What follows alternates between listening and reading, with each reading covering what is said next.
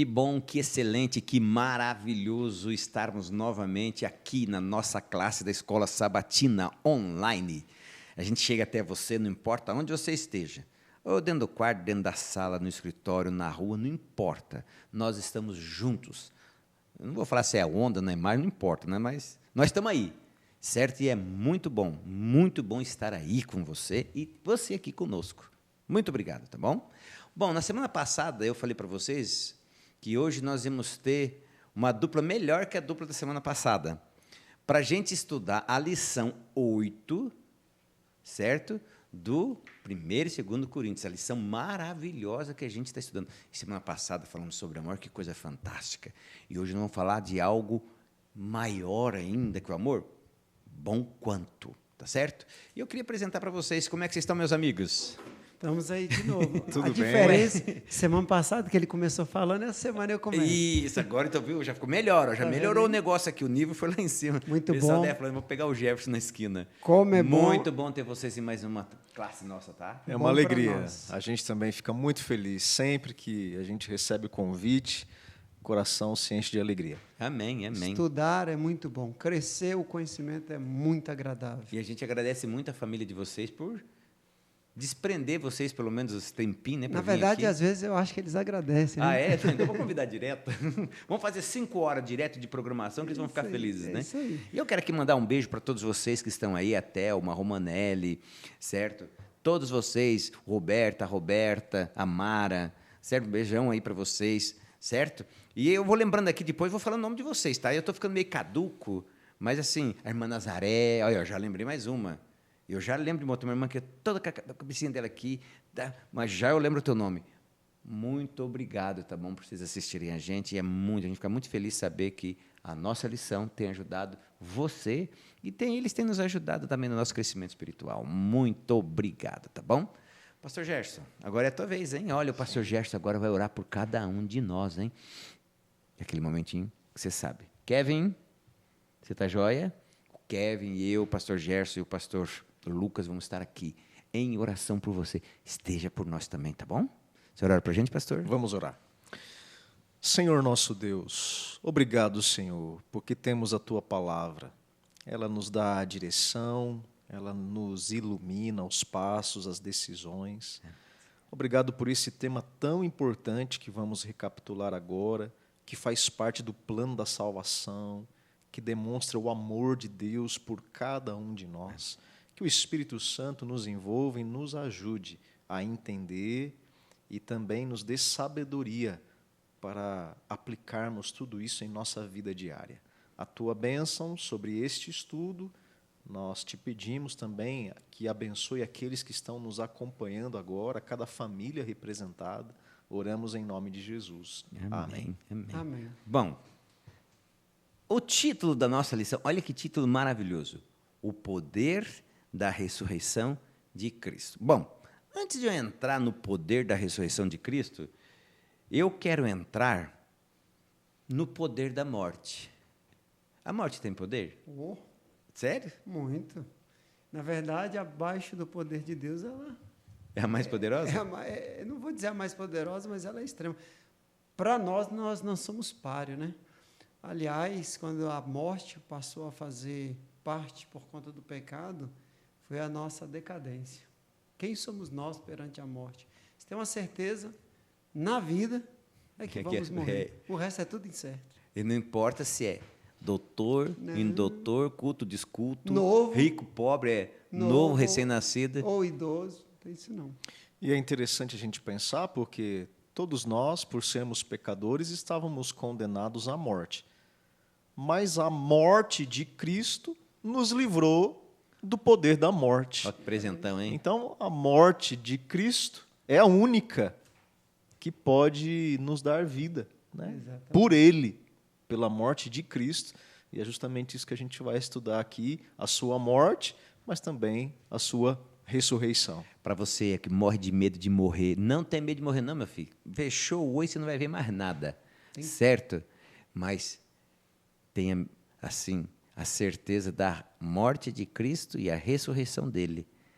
Sabe por quê? Abra sua Bíblia aí, em 1 Coríntios, 15, 14 a 17. Olha, 15, 14 e 17. Aqui só vai ser o 14 e o 17. O nosso versinho. Abre aí seu iPad, sua Bíblia, teu computador, não importa. Diz assim: e se Cristo não ressuscitou, é vã a nossa pregação e é vã a fé que vocês têm. E se Cristo não ressuscitou, é vã a fé que vocês têm e vocês ainda permanecem nos seus pecados. Por que Paulo usou essa expressão assim, então? Se Cristo não ressuscitou, vocês estão no pecado de vocês. Veja, se Cristo não ressuscitou, nós perdemos a essência de existir. O batismo, ele tem um simbolismo: morte para a velha vida, ressurreição para uma nova vida, sem pecado. E quando aqui sem pecado, a gente tem que entender, não é o pecado de errar o alvo, de natureza, não. Isso daí a gente sempre vai ter até que Jesus volte, né? O pastor Amin Rodô diz que a morte de Jesus nos livrou da culpa do pecado. Ao aceitar Jesus, nós nos livramos da condenação do pecado. Mas quando Jesus voltar, nós nos livraremos da presença do pecado. Nossa, que maravilha. Enquanto Jesus não voltar, nós estaremos na presença do pecado. Mas esse pecado que está dizendo aqui não é a presença, mas é a prática do pecado. Então, eles viviam no pecado, encontraram a Jesus, foram batizados, morreram para o pecado e vivem uma nova vida. E isso tudo só faz sentido em Jesus, porque o batismo é o símbolo da morte de Jesus, da ressurreição para a nova vida. Se Jesus não ressuscitou, aqueles que morreram espiritualmente pela fé para uma nova vida, foi em vão também e eles continuam em pecado. Volto a dizer, não em natureza, mas em pecado nas práticas pecaminosas. Eu gosto de pensar, Jefferson, no plano da salvação, ele envolve a vida perfeita de Jesus, porque o sacrifício dele foi um sacrifício perfeito, porque ele teve uma vida perfeita. Então eu gosto de pensar que Jesus viveu de maneira perfeita, sem pecado, por isso o seu sacrifício, a sua morte na cruz foi aceita, porque foi um sacrifício perfeito. E nós estudamos nas lições anteriores, né, a mensagem da cruz, o poder e a sabedoria de Deus expressa ali através da mensagem da cruz, do que aconteceu na cruz. Mas a gente também deve pensar na importância da ressurreição. Porque se Jesus tivesse morrido na cruz, mas não tivesse ressurgido, então devemos pensar na sua vida perfeita, no seu sacrifício perfeito, na sua ressurreição, que é ali que ele é as primícias dos que dormem, nós vamos estudar um pouco mais à frente, mas é a vitória de Cristo sobre o poder da morte. Então, voltando aqui na sequência, a vida perfeita, o seu sacrifício perfeito, a sua ressurreição, Jesus, então, é glorificado e recebido no céu, e hoje ele é o sumo sacerdote que intercede por nós, e então nós aguardamos o seu retorno em glória para vir nos buscar. Então eu gosto de pensar nessa sequência e a importância de cada uma dessas fases, que começa desde a vida de Jesus aqui, o seu ministério e o seu sacrifício, a ressurreição, a intercessão hoje no santuário por nós, e em breve nós aguardamos a sua volta. Eu acho que isso faz um panorama geral da importância daquilo que Cristo fez em nosso favor. E ele só vai voltar porque ele está vivo. E interessante que o contexto da época não era muito diferente de hoje não, viu?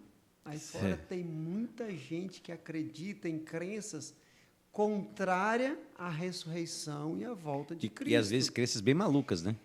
Só que eles são tão malucos, eu acho que o povo de hoje em dia é muito mais doido. maluco e muito mais contraditório que na época. Porque quando a pessoa diz assim, morreu, vai para o seio de Abraão, morreu, vai para o céu, morreu, vai para o purgatório, para o inferno, anula automaticamente a ressurreição e a volta de Jesus. Só que eles falam, não anula, mas é contrária. Já naquela época, Paulo está trabalhando num contexto onde a cultura da época greco-romana fazia uma dicotomia entre corpo material e espírito, mas era o espírito não como nós cremos na Bíblia, que nós somos um né? espírito, mas que Nós eles, vivos, eles né? acreditaram que eles Tinha um acreditaram que espírito, tinha um né? espírito. É uma O entidade. fantasminha. É uma entidade que vive fora do corpo. Então, o corpo perece e há uma entidade, que é o espírito, que é consciente fora. E como tinha essa entidade, que é o espírito, consciente fora, então eles falavam, não existe ressurreição. E para a crença da época fazia lógica. Aliás, fazia mais lógica do que para a crença de hoje. E aí Paulo veio rebater tudo isso nesse contexto, dizer, não, nós não cremos assim, olha como é que nós cremos. E hoje ainda existem pessoas que acreditam nesse ente, no espírito que vive fora do E corpo. muita gente, né? Porque Algumas não, né? a matemática é assim, quanto que é 2 mais 2? 4. Quanto que é 4 menos 2? 2. Ok. Na matemática de Deus, nesse conteúdo de vida e morte e ressurreição, é assim, corpo mais fôlego de vida torna-se uma alma vivente. Um só, alma, né? Uma só. E não é uma entidade, é um conjunto. Aí, a alma vivente sem o corpo não é nada. A alma vivente sem o fôlego não é nada. Porque o fôlego volta para Deus, mas não é algo compreensível, não é algo inteligível. É o poder fôlego da de vida, Deus, é o poder da de vida. viver. E o corpo volta. Só que o povo acredita que existe uma entidade e ainda acredita na ressurreição e na volta de Jesus. Eu fico pensando, para quê? Imagina, morreu, foi para o céu, volta aí para eu te ressuscitar, para te levar para aí de novo. É muita incoerência e muito contraditório. Já na época, apesar de ser absurdo o pensamento, mas era mais lógico. Do que hoje, né? Aí Paulo Porque era muito forte, né? Era muito forte. E Paulo disse assim, está ensinando assim, não é assim. Se não existe ressurreição, vã é nossa fé. E ele vai mais, né? Se nós não cremos na ressurreição, somos os mais infelizes, né? Para que viver? Imagina isso. É uma ilusão, é uma utopia ser o cristianismo sem ressurreição. Pastor Gerson, bom, já que nós estamos falando da ressurreição, qual é a importância da gente ter a veracidade desse acontecimento? Por várias passagens, a Bíblia assegura a veracidade desse evento histórico que foi a ressurreição de Cristo. Vários testemunhas oculares viram, presenciaram Jesus após o seu ressurgimento. Então, nós temos esses registros bíblicos e cremos, sim, que Jesus ressuscitou conforme a Bíblia nos ensina, e a nossa fé e a nossa esperança está justamente baseada nisso. Porque se cremos que Jesus ressuscitou, cremos e temos a certeza que Ele virá também para nos buscar. E é justamente isso que estamos esperando, estamos aguardando e se preparando para encontrar com o Senhor. Então, a sua morte, a sua ressurreição, nós estamos agora aguardando a sua vinda para nos buscar e nos levar, então, para o céu. E é interessante que o Paulo falou, não, tem gente viva que viu Jesus, está no meio de vocês aí, ué. Que vocês estão... Exatamente. Eu ia tocar nesse ponto. esse Ele aqui? falou, ó, pergunta para eles. Eram, segunda lição, né, algumas dezenas de pessoas. Mas, Jefferson, até mesmo fora da Bíblia, nós temos relato de pessoas relatando a crença da época. Veja, é muito fácil você criar uma coisa, inventar uma coisa para meia dúzia de pessoas. Mas é muito difícil você convencer dezenas e dezenas de pessoas de um fato desse. Então, o fato de termos literatura fora da Bíblia falando, não quer dizer que eles acreditam, mas eles relatam a crença, muito forte, as né, várias pessoas. Tem um autor que chega a dizer que tinha centenas de pessoas dizendo que Jesus ressuscitou. Então, é muita evidência da ressurreição de Jesus, pessoas que a Bíblia chama de testemunhas oculares. Pessoas Chique, né? que viram, que dizem assim, eu vi Jesus. Então, eu posso proclamar à vontade que Jesus ressuscitou, que é verdade mesmo. Para a glória e honra do Senhor Jesus e para nossa alegria. Ó, você aí, hein? Você pode falar de boca cheia. Eu falei, eu creio num Cristo ressuscitado. Eu não creio no Maomé, no Buda, no fulano de tal que está lá enterradão. Ela nem está mais enterrado porque já secou tudo, né? Nós queremos um Deus verdadeiro. Então, podemos falar muito disso, né? Jefferson, um detalhe. Se Jesus não tivesse ressuscitado, naquela época tinha guardas guardando ali o túmulo. Eles teriam feito tudo para provar Quem pega o corpo está aqui, ó. Está aqui, eles teriam ido atrás, eles teriam ido atrás dos ossos. Então, assim, não envolve só um grupo que acredita, envolve um grupo, uma sociedade, envolve um poder maior, envolve os algozes. Então, Isso que eu é ia muito falar. difícil. Não tinha como. Não Eles tem não queriam como. nem a pau falar que Jesus Jamais. ressuscitou. Jamais. Imagina. E levando em conta também que o apóstolo Paulo teve um encontro com o Cristo ressuscitado. Isso. E o chamado de Paulo, que foi quem E ele era escreveu... um que não cria, né? Justamente, o chamado de Paulo, que foi quem escreveu aqui a carta de 1 Coríntios, 2 Coríntios e outras, esse chamado ele recebeu diretamente do próprio Cristo. Bem lembrado, lembrar dessas ressuscitado. coisas. Então, Paulo também aqui, ao ele escrever e assegurar isso, outros autores também asseguram, mas Paulo teve essa experiência pessoal também com Cristo por ocasião do seu chamado. Paulo e Jesus têm praticamente a mesma idade, viveram o mesmo período, a mesma época, mas nunca se viram. Não há pode, relato deles se vendo. Porque para Paulo Jesus era um inimigo, né? Exatamente. E eles não têm. Paulo não sabia o tamanho da barba de Jesus, a cor do cabelo de Jesus, a altura. Não há relato.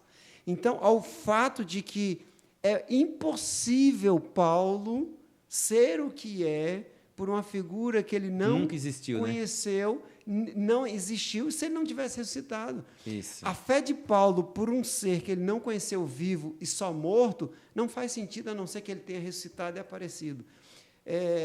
A fé de Paulo num Jesus morto não faria sentido, que não ressuscitou. Eu vou fazer uma pergunta aqui, se eu fizer ela errada, você responde certo, tá? Que é o seguinte, qual a importância da ressurreição que nós estamos falando até agora? Certo? E Paulo, no segundo parágrafo, diz assim, Paulo afirma que se não há ressurreição dos mortos, então... Certo? Vocês podem continuar agora nesse então para frente aí.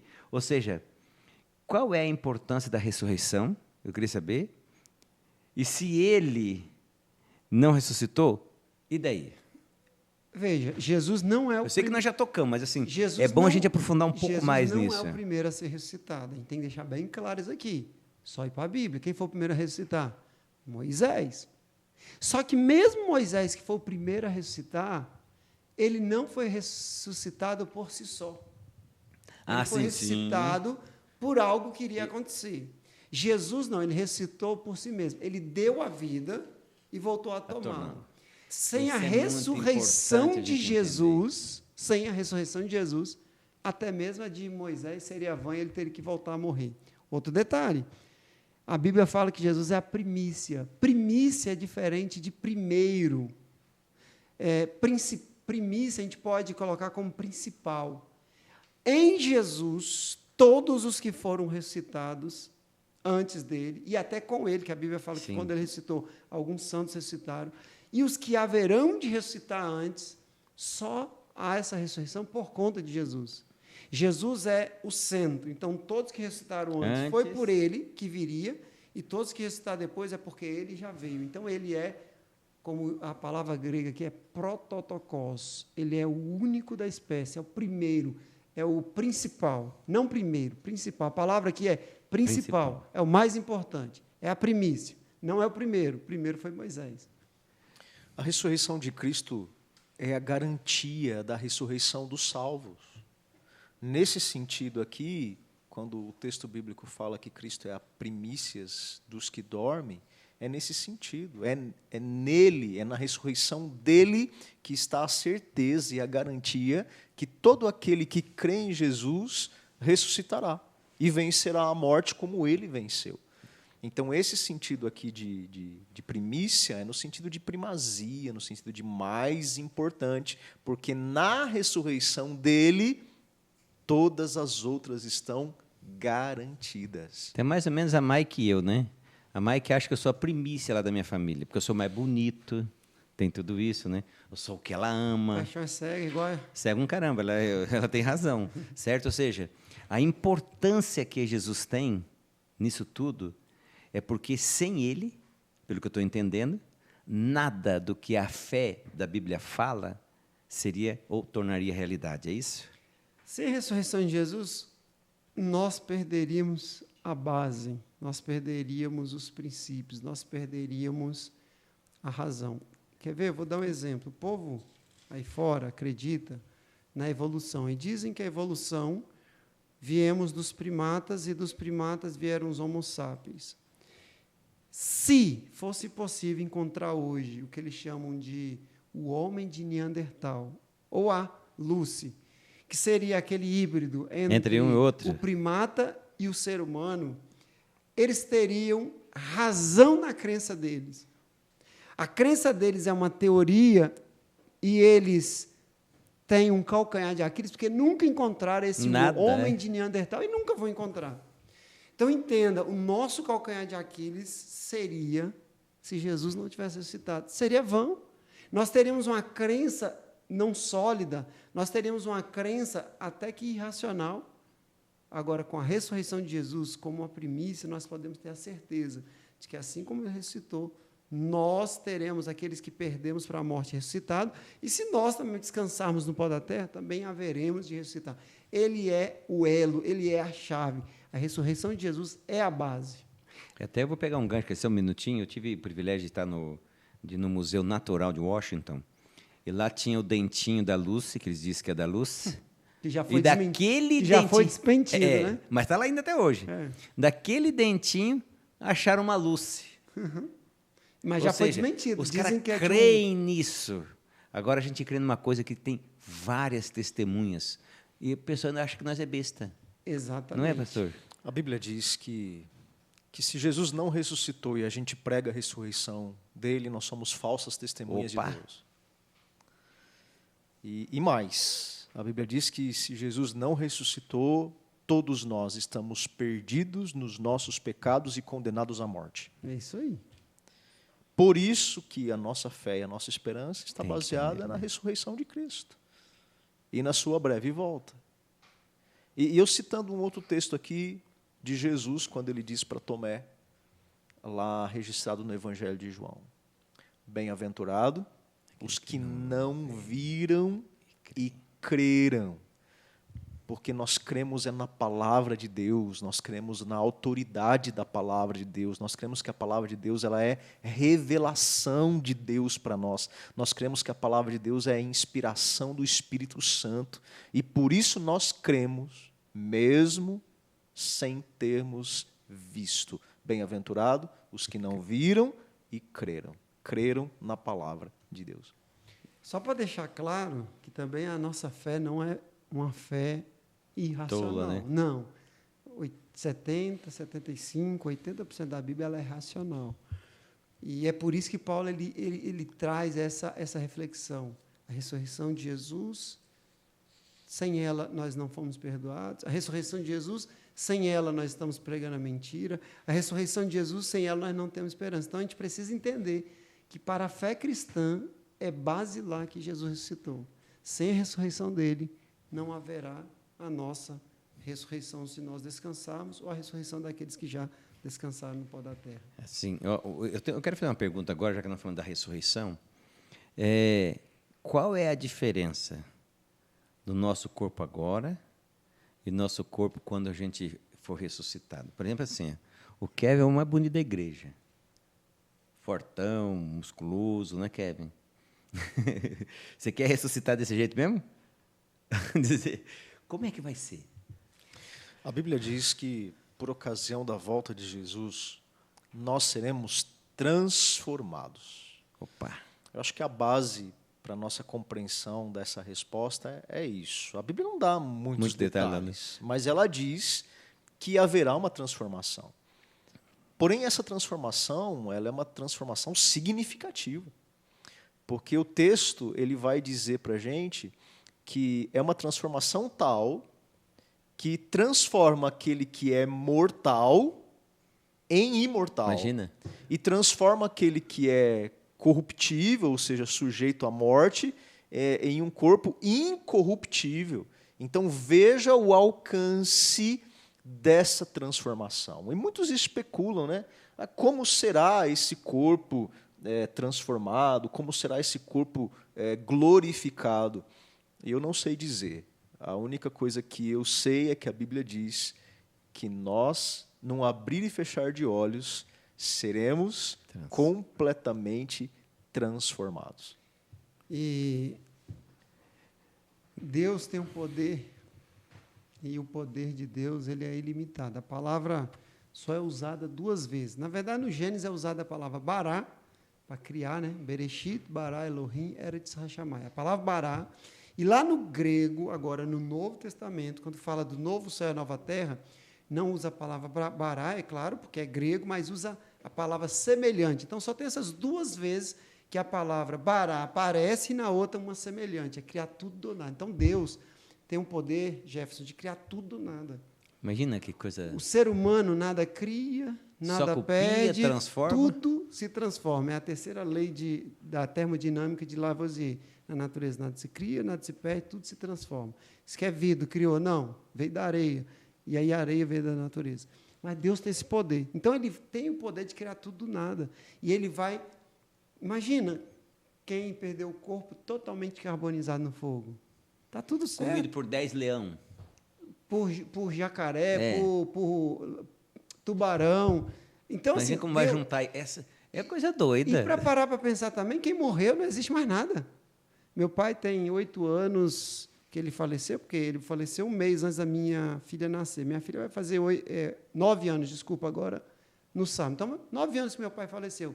Vai lá, cavar lá. Deve ter uma ponta de dente, alguma coisa. Daqui mais uns 20 anos não tem nada. Então, assim, morreu queimado, morreu comido, morreu ou foi enterrado, o fim é certo.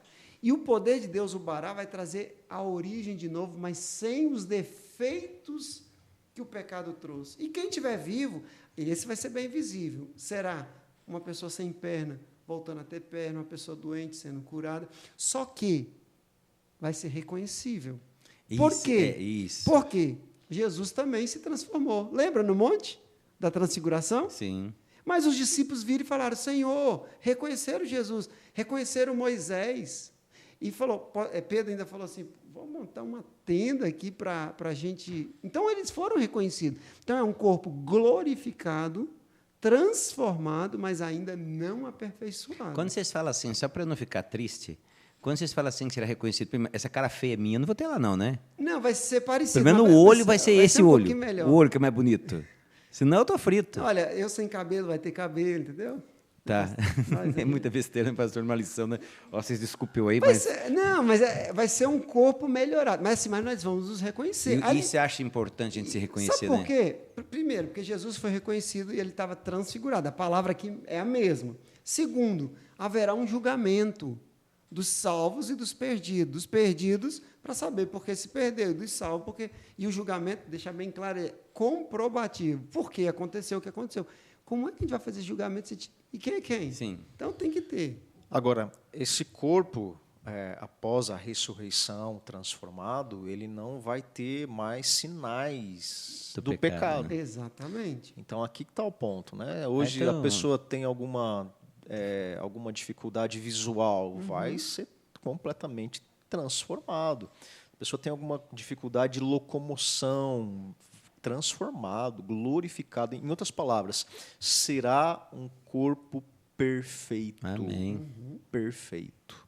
Né? Eu gostaria de mencionar Manda detalhe ver. Aqui no verso 50 de 1 Coríntios 15, diz assim: isto afirmo, irmãos, que a carne e o sangue não podem herdar o reino de Deus, nem a corrupção herdar a incorrupção. E alguns acabam se confundindo um pouco nesse texto aqui, mas é importante a gente salientar que quando Paulo diz que a carne e o sangue não podem herdar o reino de Deus, ele está se referindo aqui à corrupção do gênero da humanidade, corrupção no sentido do pecado. Então, esse corpo pecaminoso, essa carne pecaminosa que todos nós herdamos, que temos aqui, ele não pode herdar o reino de Deus, porque a Bíblia é clara ao dizer que lá na Cidade Santa não entra nada que esteja contaminado, e nós estamos contaminados pelo pecado. Então, é nesse sentido aqui que se encaixa essa carne e sangue, é no sentido da corrupção causada pelo pecado. Bem lembrado.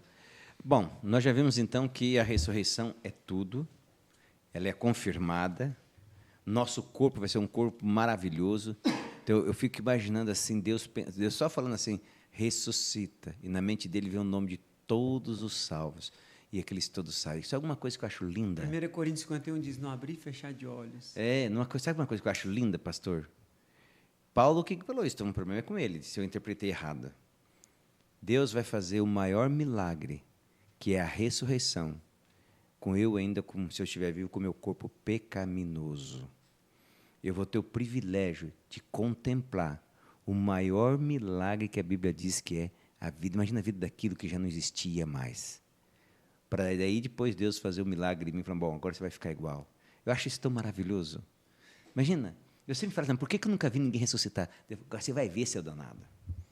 E assim, Jefferson, pensando nesse ponto que você colocou, quando a gente olha para alguém que já está lá morto há muito tempo, né? Vamos imaginar aí muitos anos, e Deus, quando diz o texto bíblico, né? Quando soar da última trombeta, né? À medida ali que Jesus der ali a sua ordem, essas pessoas vão ressurgir completamente transformadas. Mas e os vivos? Que estarão vivos por ocasião do retorno de Jesus, que o texto bíblico diz, né, num abrir e fechar de olhos serão transformados. E eu penso que é um milagre tão grande quanto trazer alguém das cinzas. Sim. É o que Deus vai operar em nós, se estivermos vivos. Aí você já me deu uma outra coisa aqui. O privilégio que eu vou ter de Deus fazer esse milagre, Deus vai dar para aqueles que ressuscitaram de ver o milagre que aconteceu na vida deles corpórea acontecer na nossa. Sim, nos vivos. Imagina que coisa mais linda.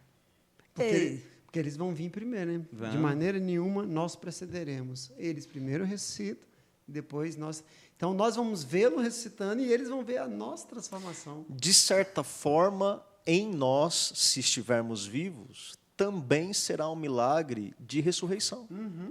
Para os vivos, né? No sentido de que porque essa carne isso vai ser completamente transformado. Aqui, ó, você é Brad Pitt, já era, agora é Jefferson Santo glorificado. Oh, maravilha, maravilha. Bom, nós falamos isso. Agora, nós no início, iniciamos a lição falando que a morte é poderosa. E agora, o que vai acontecer com a morte? A morte vai morrer. Até a morte? Traduzindo, Yes. a morte vai morrer, Yes. né? A vitória de Jesus sobre a morte, porque ele é o único que tem essa capacidade, porque ele já venceu a morte lá. Quando ele ressuscitou, ele já venceu a morte. Só que ele ainda não executou a morte da morte. Agora, na volta de Jesus, ele vai executar a morte da morte. E vencida está, tragada foi. Onde está, ó morte, o teu galardão? E aí, nesse momento, então, acabará e seremos todos eternos em Jesus. Quando eu vejo essa frase, né?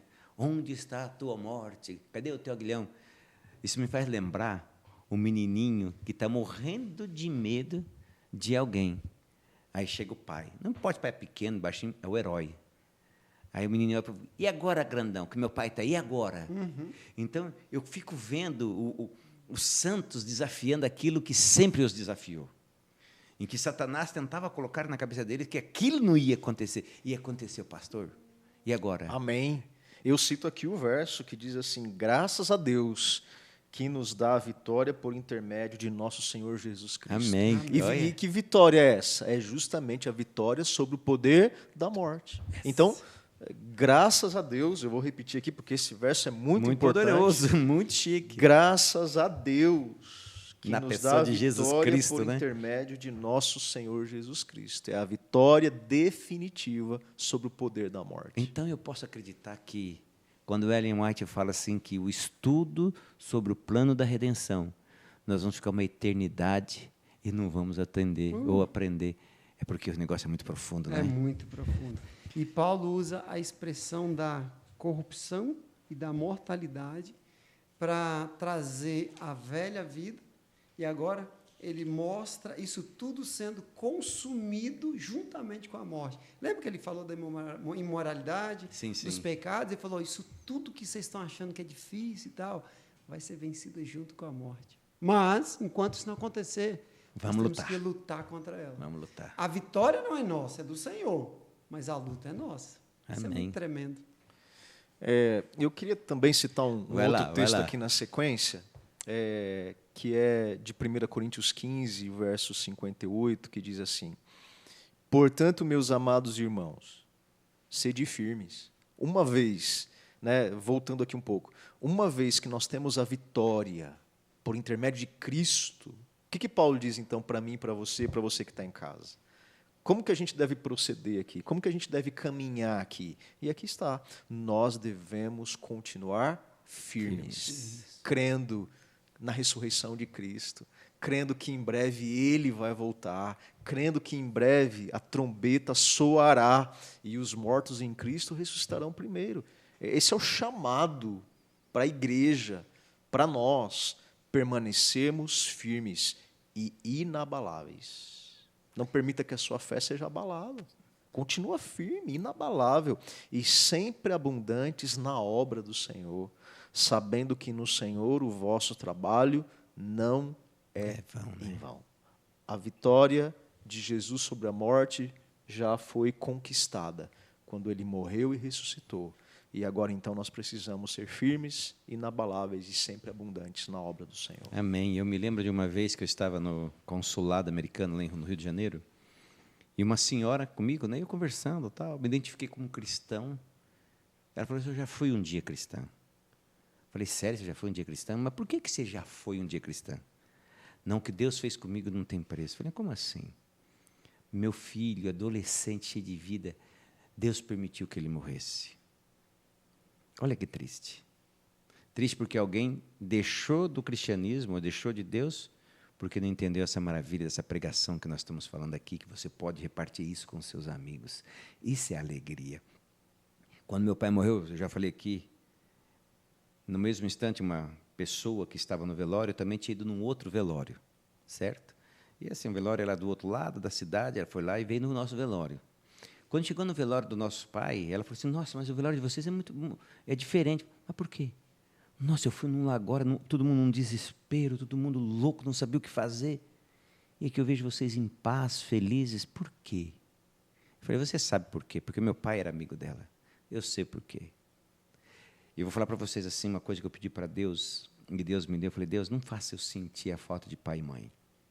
Me ajuda nisso. E sabe o que me faz eu não sentir falta? A certeza da ressurreição. Eu tenho certeza, eu sou convicto, não tenho dúvida nenhuma, de que meu pai, minha mãe, aqueles que morreram em Cristo, ressuscitarão. Amém. Então, quando alguém morrer na sua família, se você perdeu um filho, não importa a idade. Eu tenho um exemplo aqui, alguém que perdeu um filho. Eu tive lá tirando o menino dentro do rio, dentro da água. E a pessoa chorou, teve o luto, mas ela tinha uma alegria, que ela disse: meu filho morreu em Cristo. Ela tinha certeza, a mãe está aí, a Rafaela, todo mundo conhece. Tinha certeza da ressurreição do filho. E é isso que vai manter eu e você olhando em Cristo Jesus, o consumador, aliás, autor e depois consumador da nossa fé. Amém. Aí a gente vai entender a lição da semana passada. Fé, esperança, tranquilo, mas ela morre. Mas o autor, que é o amor, Cristo Jesus, este permanece.